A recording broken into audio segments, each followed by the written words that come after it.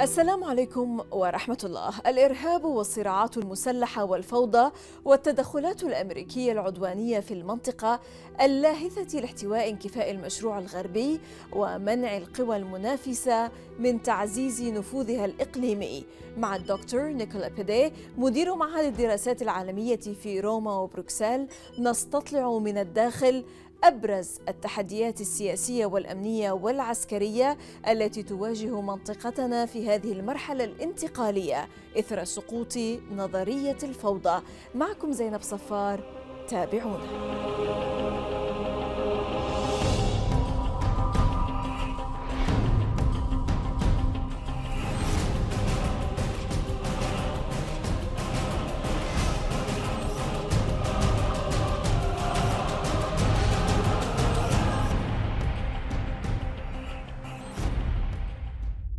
نوبة من الرهاب، أقل ما يمكن أن يقال في وصف حال رئيس الوزراء الإسرائيلي بنيامين نتنياهو إثر الانتصارات الميدانية في أسابيع قليلة فقط لخصومه في شعاع حلف المقاومة المنطلق من لبنان إلى سوريا فالعراق، وما يتحقق على قاطبة حدود الكيان الصهيوني من مكاسب استراتيجية كبيرة أدت إلى تغيير جذري في آفاق العديد من ساحات القتال سياسياً وعسكرياً بحسب المراقبين.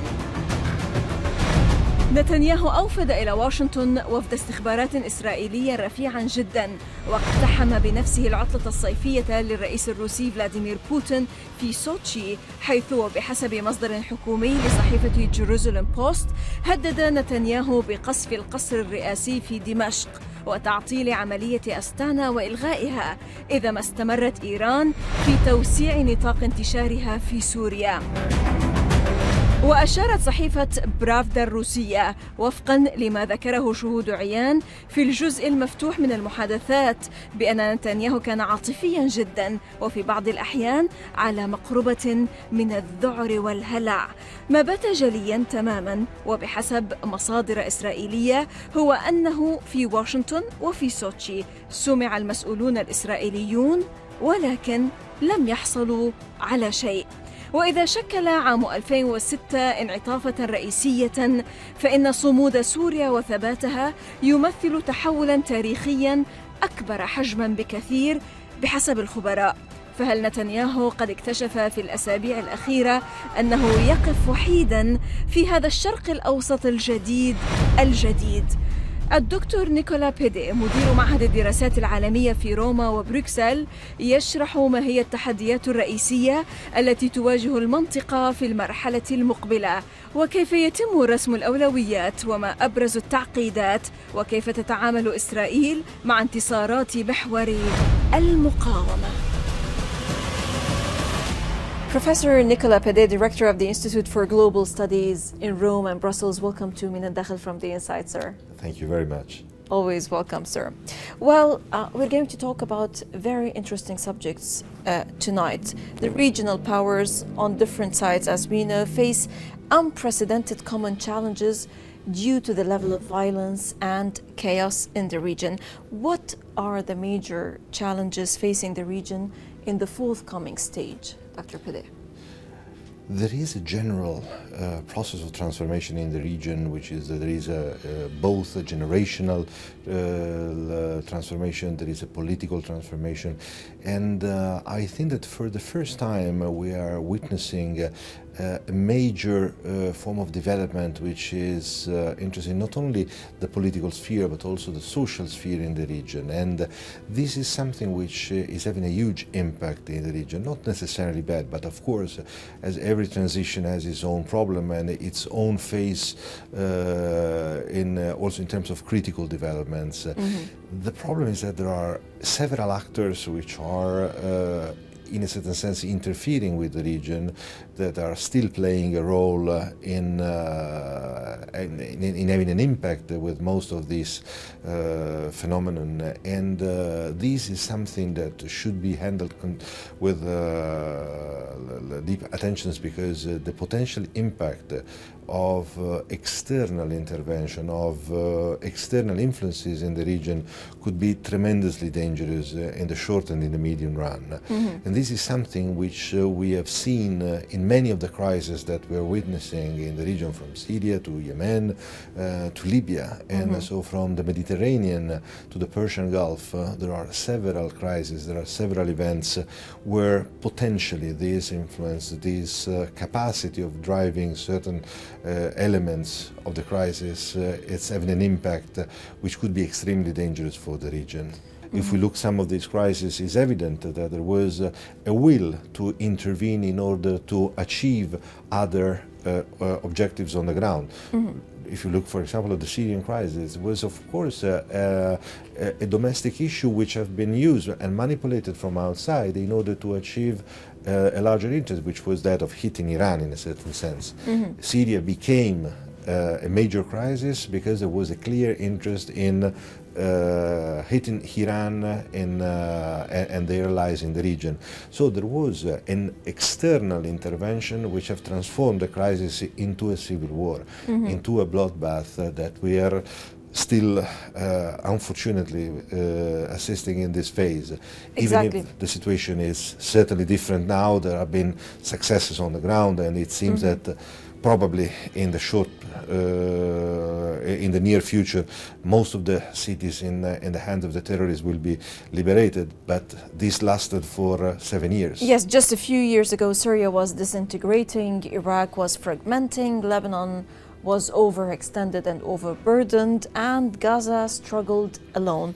Yet the forces, as you said, of resistance, this ray that was darting across all the region, this region where we are, have succeeded in dealing with military threats, especially in the face of the Israeli ongoing occupation, American multilateral aggression, and the takfiri trend, this takfiri extremist terrorism, which was a kind of tsunami that hit hard on the region. And currently they are facing great political issues as the questions of state, of identity, political legitimacy and local development, and economic challenges.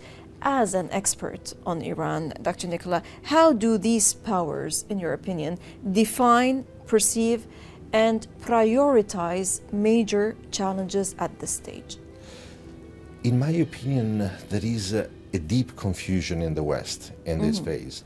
We have opened the Pandora's box after 9/11 with the intervention in Afghanistan and in Iraq.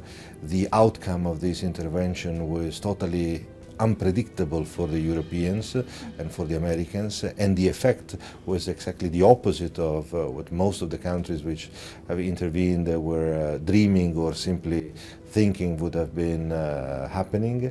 And from this crisis we had the domino effect in the entire region, which have produced the phenomenon that you were mentioning.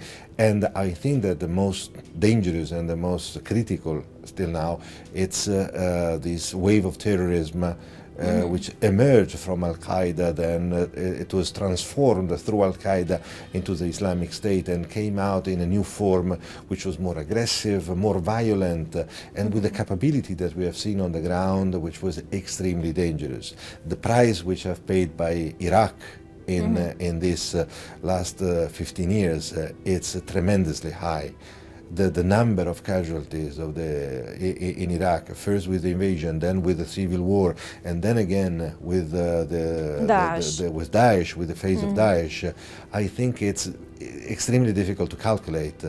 But we are in front of a crisis of major proportion.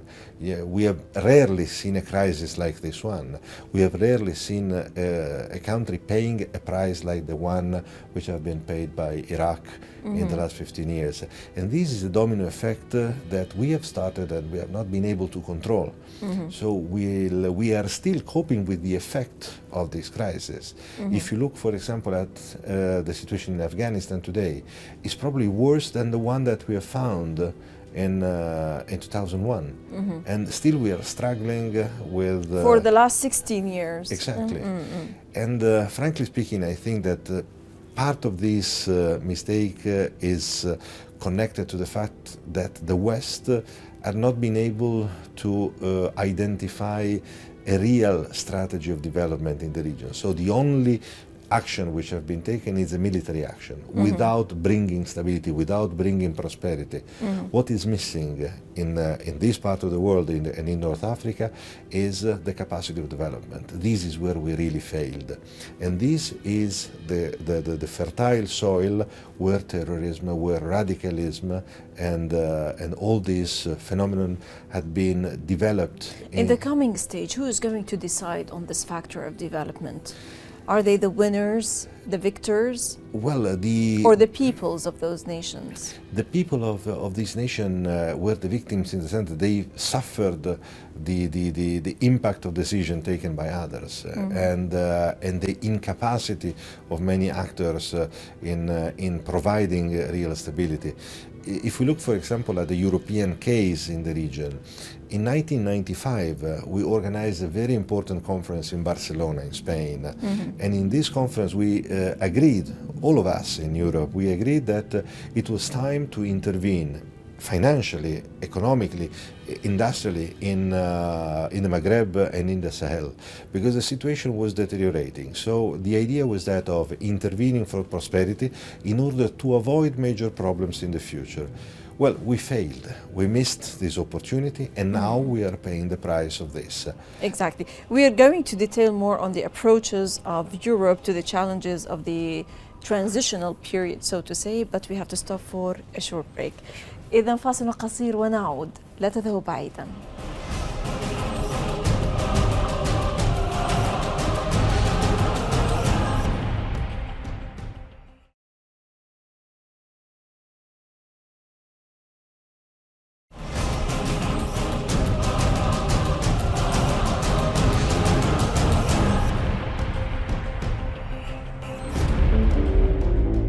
البروفيسور نيكولا بيدي مدير معهد الدراسات العالمية في روما وبروكسل يشرح لنا أكثر المواقف والرؤى لدى القوى الأوروبية تجاه التحديات الحالية في المنطقة، حيث يرى اليوم أنه ما من استراتيجية بعيدة المدى على المستوى الأوروبي، ويوضح التعقيدات في هذه المسألة.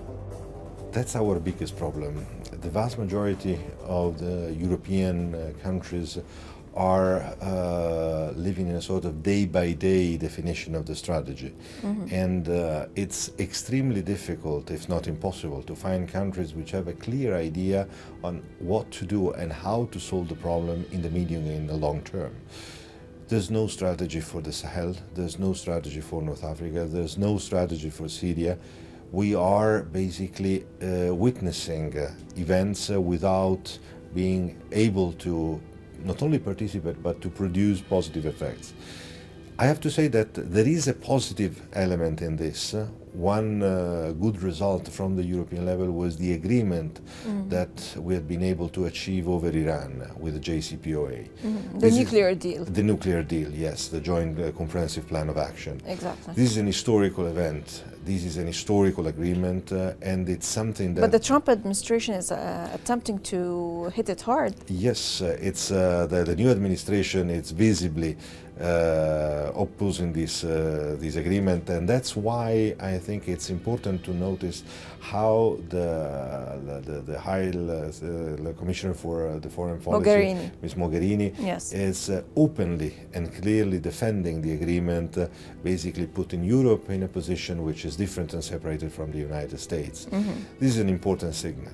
This is a very important signal, and I think. Why do you think are, particularly Ms. Federica Mogherini as chief of the high politics in the European Union, why do you think that they are resorting to such kind of stance vis-à-vis the nuclear deal? I think that there are several reasons. The most important are connected to the fact that Iran has been officially recognized as a very positive political partner in the region.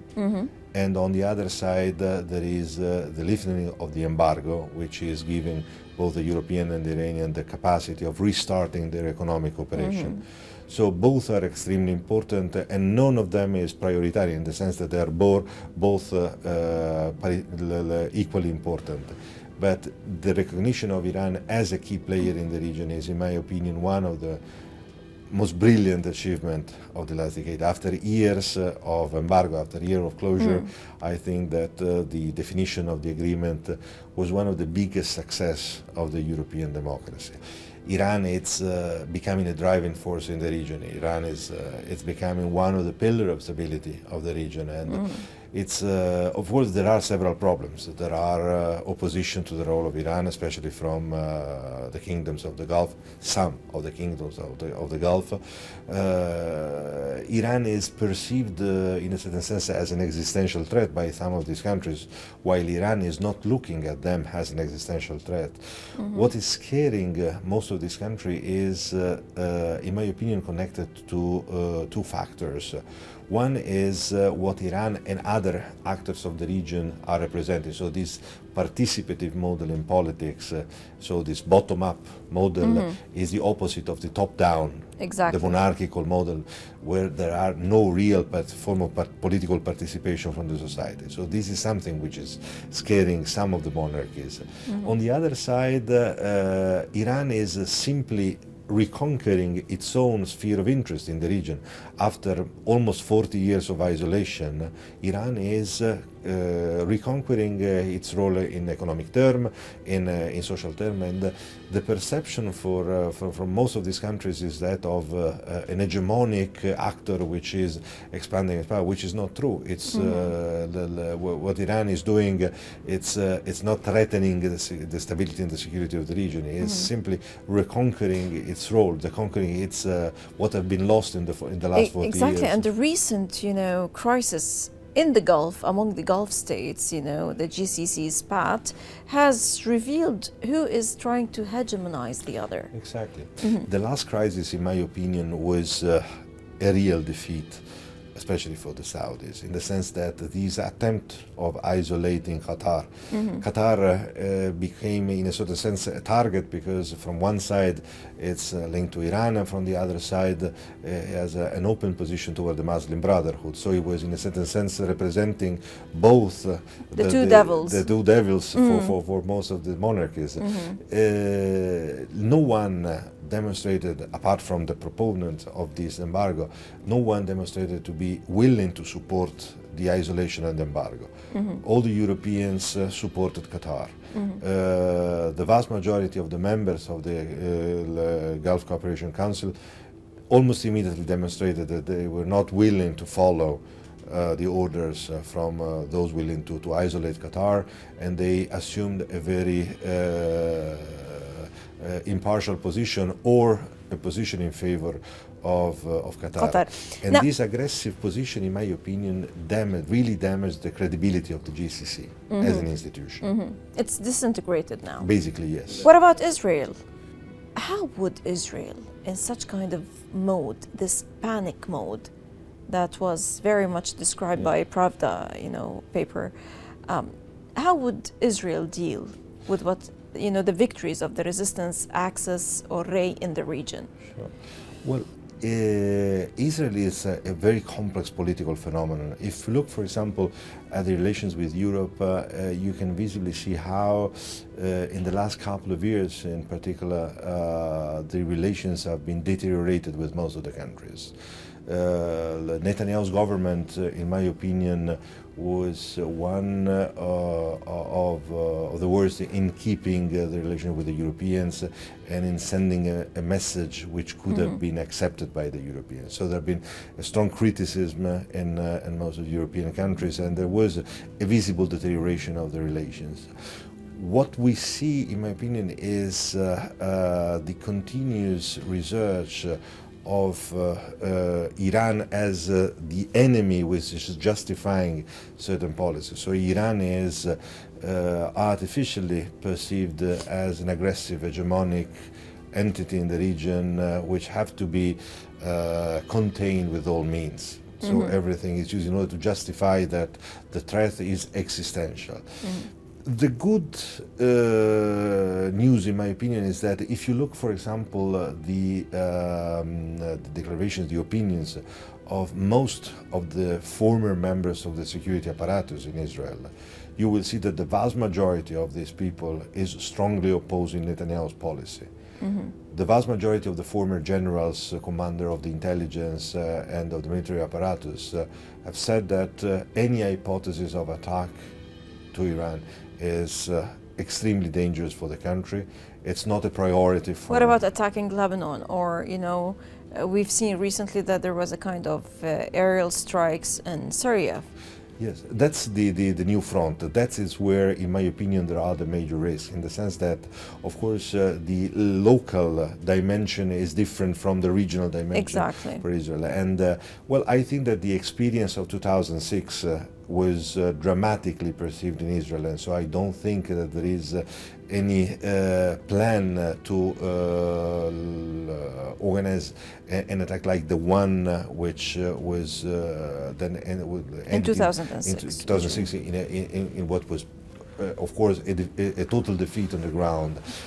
What is in a certain sense surprising us in Europe and alarming us is that there is a combination of interest with Saudi Arabia and with some other actors in the region in this moment, and this could lead to a capacity or a will to increase the military action in probably not in Lebanon but in Syria or in the region, in order to demonstrate that there is still a capacity, that there is still a strength to be expressed.